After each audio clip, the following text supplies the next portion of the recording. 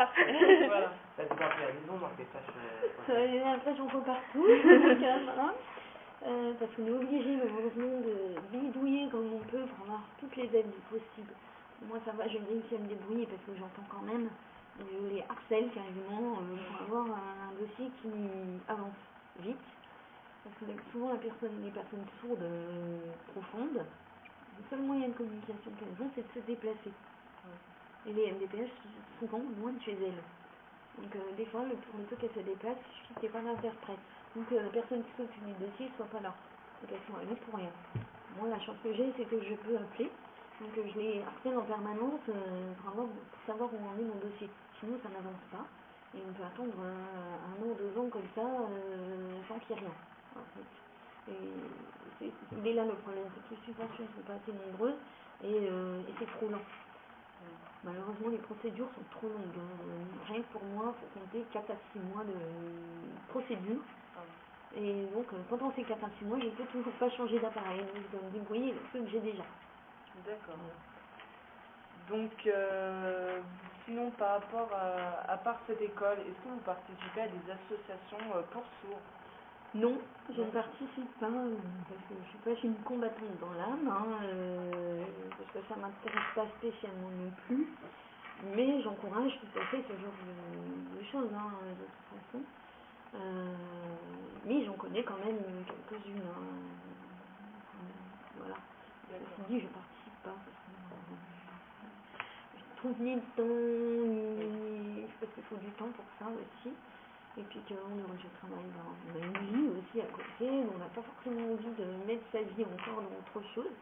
Voilà, donc je me cantonne à mon travail et à ma vie privée. D'accord.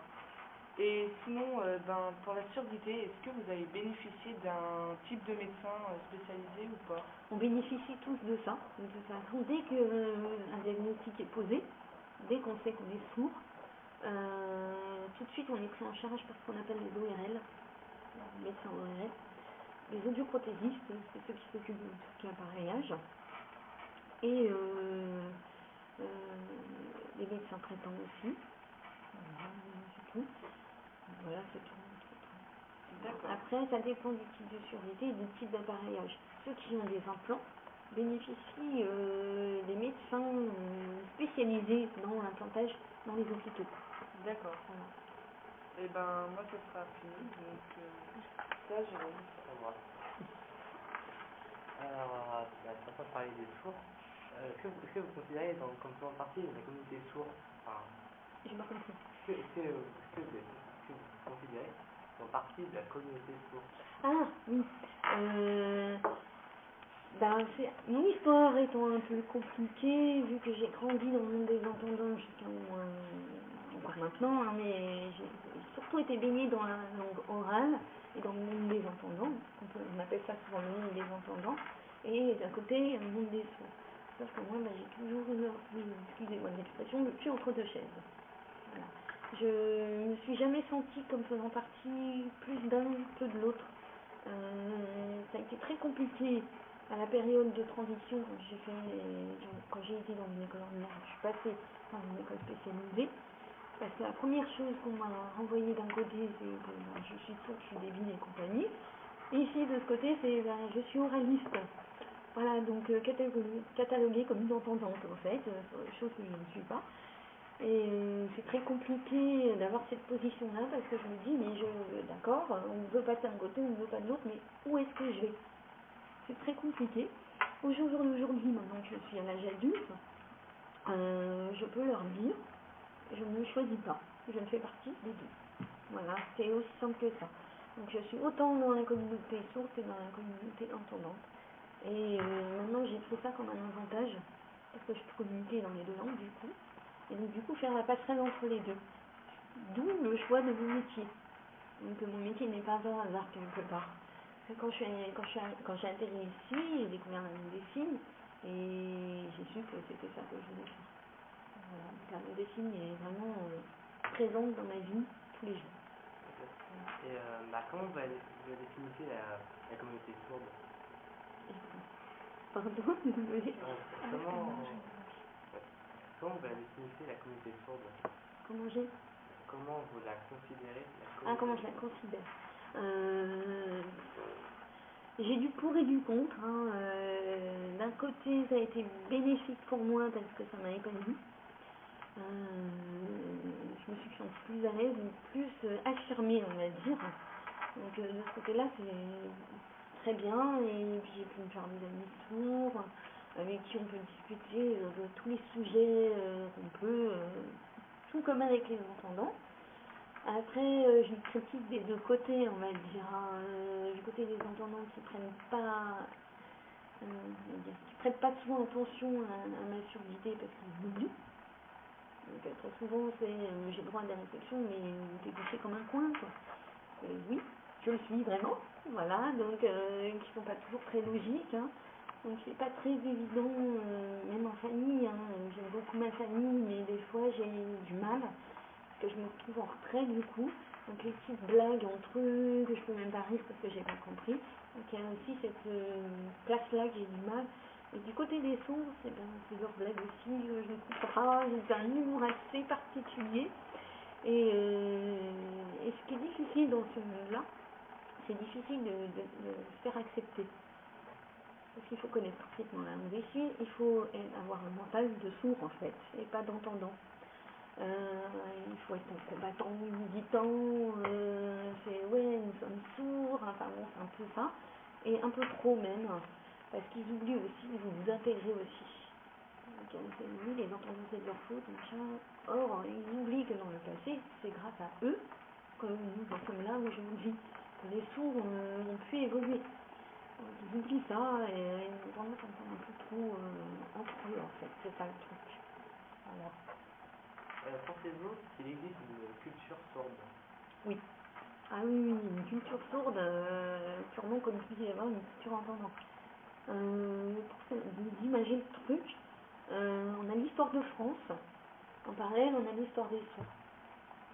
Donc l'histoire des sourds s'est développée en parallèle en fait. Il y a toujours eu des sourds. Ce monde a trouvé une trace écrite ils en ont trouvé. Par le biais de Platon, des gens comme ça en fait, qui existaient des sourds. Et oui, il y a une culture parce qu'il y a leur histoire derrière. Donc, voilà, il y a leur évolution, il y a eu la reconnaissance, il y a toutes ces choses-là qui font partie de cette culture et qui font partie aussi de l'évolution de cette communauté-là. Quelle est la différence entre les oralistes et les signeurs? Alors les oralistes, tu parles des sourds oralistes et des sourds signeurs, c'est ça. Les oralistes, c'est ceux qui prennent parti de parler, qui parlent en fait, qui savent parler. Et les signeurs, c'est ceux qui sont purement dans la langue des signes. Après, il y a il y a deux choses en fait, chez les oralistes et chez les signeurs. Chez les oralistes, il y en a qui prennent le choix de vouloir parler et de ne pas apprendre la langue des signes. Et chez les signeurs, il y en a qui prennent le choix de ne pas parler et d'utiliser que la langue des signes. Donc après, il y en a qui sont autocritiques aussi entre eux. Moi, je suis à la fois oraliste et à la fois signeuse. Donc c'est deux groupes distincts et à la fois concurrents. Comment? Ce sont deux groupes distincts et concurrents à la fois. Voilà, c'est ça. C'est ça. Y a-t-il de grandes différences entre les langues de signes? De grosses différences entre quoi? Entre les langues de signes. Oui, du fait de leur histoire, comme ils ont été privés de langue des signes pendant un siècle et demi, à cause d'un congrès qui s'est passé à Milan, du coup s'est développé une langue des signes plus ou moins, j'ai envie de dire, patois régionale, parce qu'ils étaient tous isolés. Donc, le seul moyen qu'ils avaient de parler entre eux, c'est de se cacher. Du coup, comme à l'époque, entre régions, ils ne se voyaient pas, sinon ça a développé des langues des signes différentes. Ça se ressent moins aujourd'hui, parce que les sourds voyagent beaucoup maintenant, donc communiquent beaucoup plus entre eux, il y a Internet, ça évolue beaucoup plus vite. Il existe aussi des langues des signes étrangères, comme il peut exister l'anglais, l'espagnol, etc. Donc il y a une langue des signes espagnole, une langue des signes anglaise, une langue des signes chinoise, enfin bon, tous les pays en ont une. Contrairement à ce qu'on croit, elle n'est pas universelle. Si, elle est universelle mais pas internationale. Et c'est sûr de se comprendre entre différents pays? différents? Eh bien non, c'est beaucoup plus facile de comprendre entre sourds étrangers qu'entre entendants étrangers. Vous cherchez vos mots, nous on les cherche pas. Il nous faut grosso modo 5 minutes pour se connaître, et là, c'est bon, on signe entre nous, il n'y a pas de problème. Voilà, limite on s'échange nos signes de chaque pays, et il y a le mime qui vient en premier, et après c'est la langue des signes. Donc, ouais, on arrive très bien à se comprendre, surtout dans les pays où la langue des signes, je crois qu'il faut savoir qu'elle a été créée ici, la langue des signes, en France. Elle est française, et c'est elle qui s'est répandue dans plusieurs pays, dont les États-Unis, et c'est comme ça qu'on arrive à se comprendre, parce qu'à la base elle est francophone, la langue des signes. Après, chaque pays se l'est approprié avec sa propre langue aussi et sa propre culture. Donc, mais on arrive quand même à se comprendre. Savez-vous combien de signes ça fait la langue des signes? Hein? Savez-vous combien de signes ça fait la langue des signes? Je suis désolée, que vous ne parlez pas assez fort et que vous parlez assez fort. Savez-vous combien de signes possède la langue des signes? Bon, écoutez, j'en sais rien du tout. Énormément. Il y en a beaucoup, et comme je ne sais pas, j'ai pas envie de vous dire de bêtises, hein, il y en a beaucoup. Est-ce que vous arrivez à distinguer des accents En langue des signes, ça n'existe pas. en lisant sur les lèvres? Ah non, en lisant sur les lèvres, non, mais en entendant, oui. Oui. Avec mes appareils auditifs, j'entends les accents. Surtout les accents prononcés. Comme les gens du Nord et les gens du Sud, ils ont des accents très prononcés. Là, oui, je vais pouvoir l'entendre. Les Alsaciens, notamment, les Sudistes, les Montpelliérains aussi.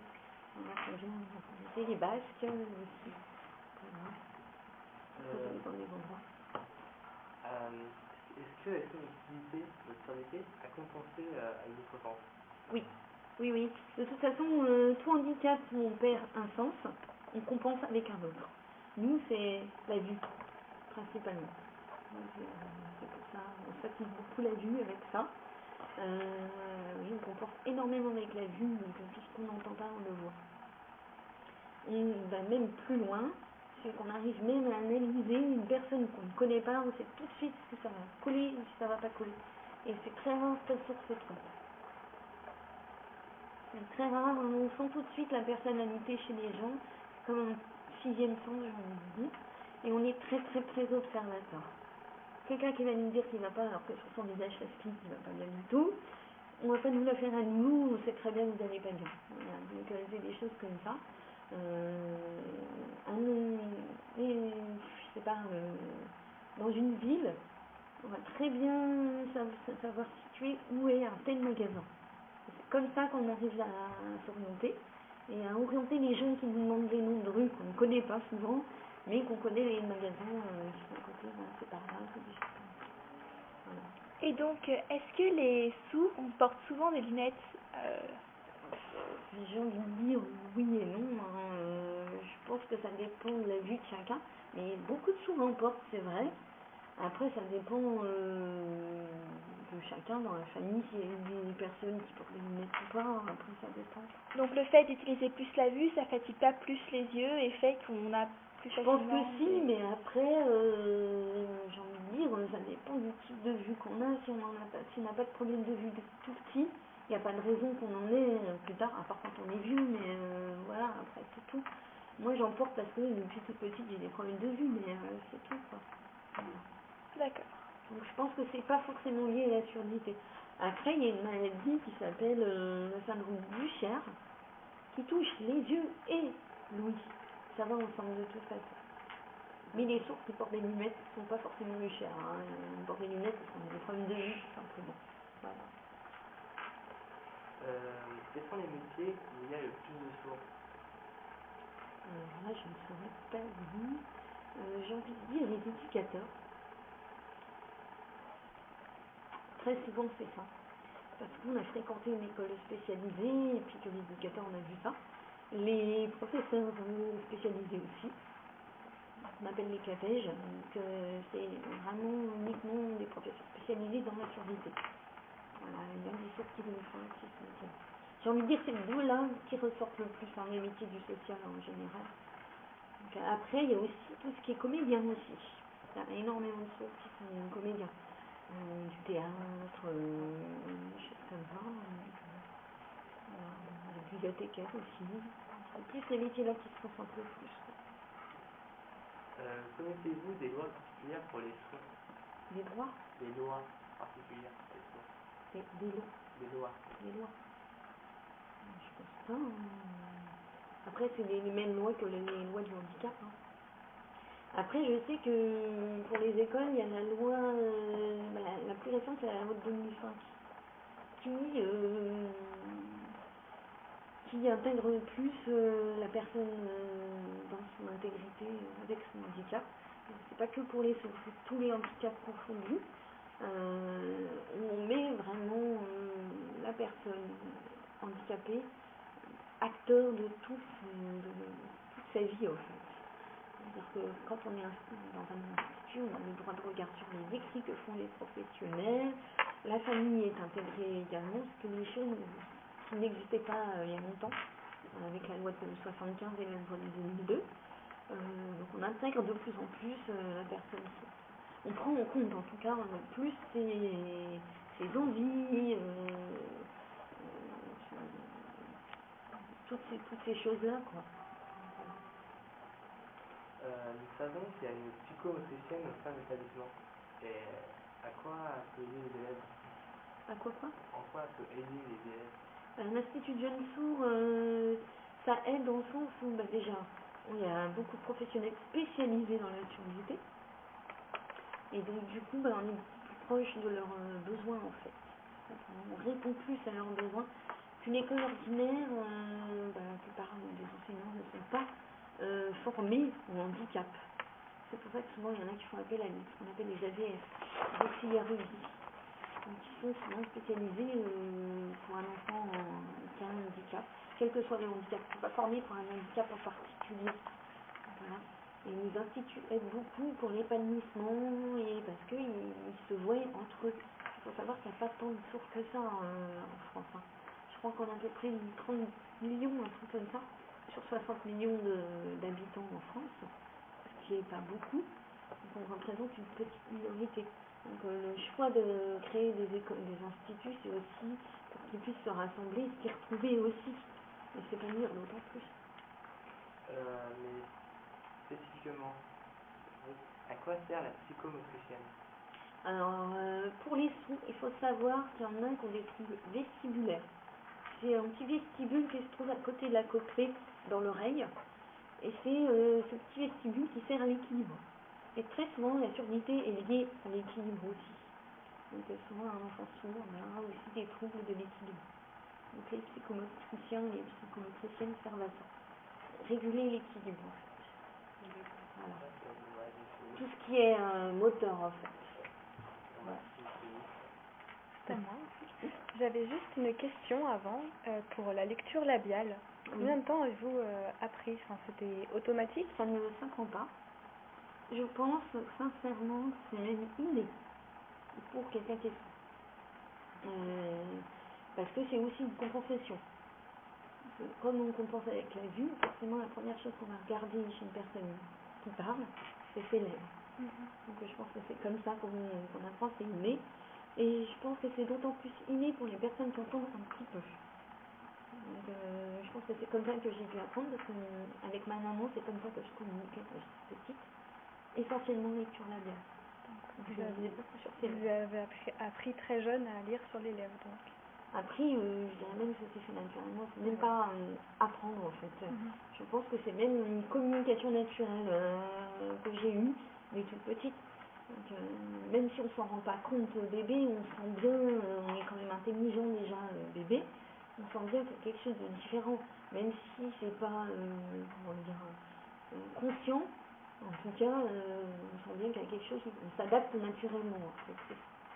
D'accord. Comme quelqu'un qui naît avec un bras en main, on va pas lui dire comment tu as appris à te servir de ton bras gauche et de ton bras droit. C'est inné forcément, c'est quelque chose qui s'apprend pas. Donc, après, il y en a qui l'apprennent, surtout les orthophonistes. Parce que la parole et la lecture labiale qui travaillent. C'est leur métier en fait. D'accord. Voilà. Donc maintenant, je vais plus parler de la culture pour les sourds. Donc, est-ce que l'accès à la culture est compliqué pour les sourds? Ça l'a été pendant longtemps, mais depuis les années 80-82, donc c'est pas si vieux que ça, il y a eu ce qu'on appelle le réveil sourd, donc ils ont créé beaucoup d'associations, dont l'IVT, qui est à Paris, c'est international, je ne parle pas très bien anglais, Visual Theatre. C'est un théâtre purement pour les sourds. Oui, on en a entendu parler. On a Voilà, fait des recherches. qui se trouve à Paris, et dont Emmanuelle Labourie en fait partie. Elle est la directrice de ce lieu. Et c'est eux qui ont ouvert la culture aux sourds, donc c'est-à-dire tout ce qui est de l'ordre du cinéma, du théâtre, beaucoup le théâtre. À l'heure actuelle, ça commence petit à petit, on peut dire même à la télévision, ils ont commencé à faire de plus en plus de sous-titres. Donc quasiment toutes les chaînes sont sous-titrées, pas trop encore les chaînes TNT, donc tout ce qui est après la 9, ouais à peu près, après 2009. C'est plus compliqué de trouver des chaînes qui sont complètement entièrement sous-titrées. Il existe encore quelques journaux télévisés en langue des signes. Malheureusement, il faut croire que tous les sourds se lèvent très tôt parce que c'est à je sais pas quelle heure le matin. Il y a aussi une émission qui s'appelle L'œil et la main qui diffuse sur France 5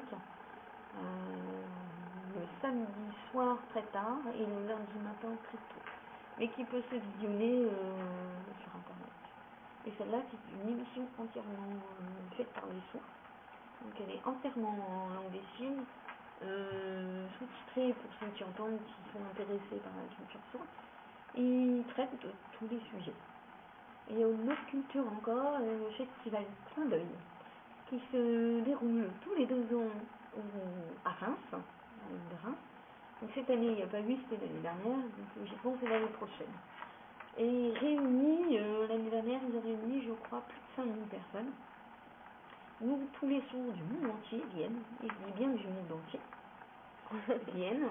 Il y a aussi des entendants, bien sûr, parce qu'il y a des sourds qui ont des conjoints, qui sont entendants, ou des entendants qui travaillent dans le monde de la surdité, qui vont là-bas. Et là-bas, c'est toute une culture sur du théâtre, du cinéma, des films, etc. Et c'est entièrement en langue des signes. Hein, par contre, je ne sais pas s'il y a des sous-titres, mais je crois qu'il n'y a que de la langue des signes. D'accord. Intéressant. Oui, c'est très intéressant. Et donc ensuite, est-ce que vous connaissez des ouvrages pour les écrits spécialement pour les sourds ou écrits par des sourds? Écrit par des sourds, oui. Spécialement par des sourds, pas forcément. C'est ouvert à tous, si je veux dire. Oui, Emmanuelle Labourie en a écrit un. Le cri de la mouette, ça s'appelle. Je connais un sourd qui fait partie de l'association des Loups en Saône-et-Loire, qui s'appelle Armand Pelletier, qui l'a coécrit avec un psychologue ou psychiatre, je sais plus. C'est Moi, Armand, les sourds muets. C'est très intéressant. Après, c'est... je sais plus. Si les yeux... je sais plus comment ça s'appelle. Enfin, bref, il y a eu plusieurs ouvrages. Je vous invite à voir le site Monica Compagnie, avec le S à la fin. C'est une maison d'édition dédiée entièrement aux livres sur la surdité. C'est une éditrice qui publie aussi des livres pour les sourds. Voilà. Le plus récent, c'est des mots pour ne pas le dire de... Le prénom, je ne sais plus le prénom, mais c'est Poulain, son nom de famille. Et c'est a priori la petite fille de Monsieur Bouchevaux, qui lui-même est un sourd. Elle est ce qu'on appelle une coda. Coda, c'est-à-dire que c'est une entendante née dans une famille de sourds. Donc elle est née avec la langue des signes, avec un entourage sourd purement en langue des signes, et grandit dans le monde des entendants par le biais de l'école. C'est ce qu'on appelle les codas, parce qu'ils ont fait une double langue. Voilà. C'est le livre le plus récent. D'accord. Après, il y a plusieurs livres. Après, il suffit de taper sur Google ouvrages sur la surdité, il y a pas mal d'ouvrages. Pas forcément tous écrits par les sourds, mais certains le sont. D'accord. Voilà. Il existe aussi un livre sur l'histoire des sourds. Tout simplement, c'est un livre d'histoire, en fait, on peut dire ça comme ça. Voilà. C'est vraiment impressionnant. Alors ensuite, en sachant que la poésie est en lien direct avec la musique, existe-t-il des poètes sourds? Poète sourd, je ne sais pas, je saurais pas te dire, mais il existe des vidéos, en tout cas de poèmes. Il y en a très peu qui le font, mais il y a des sourds qui font des poèmes en musique. Il n'y a pas de musique. Mais faut savoir que si je prends un poème, n'importe lequel, poème qu'on a appris quand on est petit, Jacques Prévert, quoi que ce soit, faut savoir que c'est pas traduit mot à mot. C'est fait en version poème, j'ai envie de dire. C'est pas de la langue des signes, c'est vraiment du poème. Tout est un peu comme de la magie, en fait, j'ai envie de dire. C'est vraiment les mains qui bougent, les choses comme ça. C'est pas vraiment on parle, quoi. C'est différent, en fait. Il existe des chansignes aussi. Des chansons en langue des signes. Voilà. Il existe une chansigne. Après, pour traduire une chanson, il faut beaucoup réfléchir avant de la traduire. Que beaucoup font du français signé. Je vous explique, français signé, c'est un peu comme faire de l'anglais au mot à mot. Je vais à la maison, je vous signer, je vais à la maison. Ça fait je vais à la maison. Alors qu'en langue des signes, c'est d'abord le lieu, la maison, je vais. Le verbe est à la fin, en fait, l'action est toujours à la fin.